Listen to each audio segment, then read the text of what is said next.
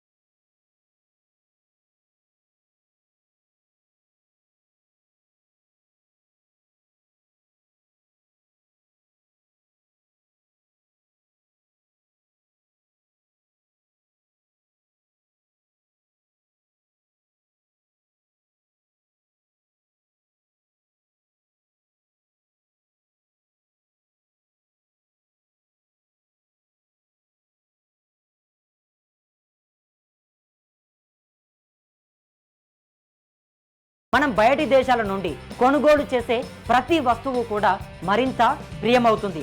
అంతర్జాతీయ మార్కెట్లో చమురు బ్యారెల్ ధర 90 నుండి 120, తర్వాత 200 వరకు పెరిగే సంకేతాలు కనిపించగానే దిగుమతిదారులు మరియు వ్యాపారులు నిల్వలను పెంచి ధరలు పెంచడం ప్రారంభిస్తారు.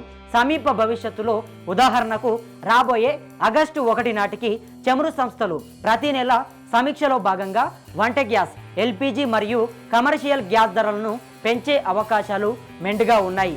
రవాణా క్రమంగా పెరగడం, నౌకలు ఆఫ్రికా చుట్టూ తిరిగి రావడానికి 10 నుండి 15 రోజుల అదనపు సమయం పడుతుంది.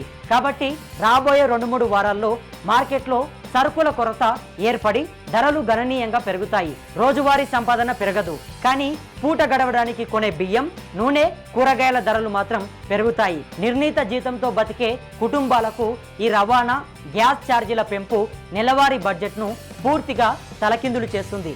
డీజిల్ ధరలు పెరిగితే ట్రాక్టర్లు, బోర్ మోటార్లు రవాణా ఖర్చులు పెరిగి సాగు వ్యయం తడిసి మోపెడవుతుంది.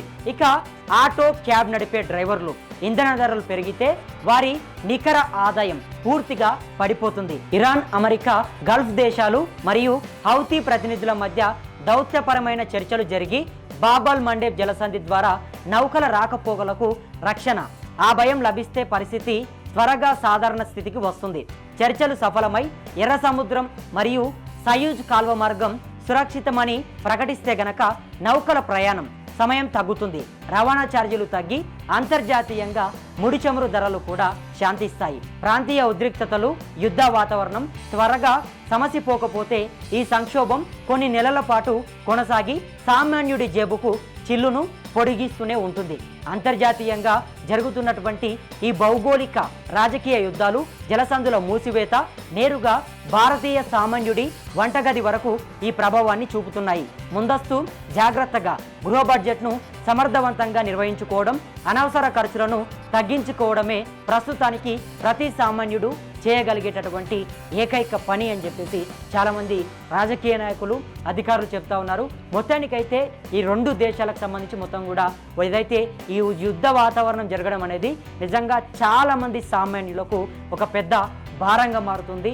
ప్రతి ఇంట్లో వాడేటటువంటి గ్యాస్ సిలిండర్ల పైన ఈ వేటు పడుతుంది. మొత్తం కూడా గ్యాస్ల ధరలు ఇప్పటికే పెరిగి ప్రతి ఒక్కరు కూడా చాలా ఇబ్బందులు పడుతూ ఉన్నారు.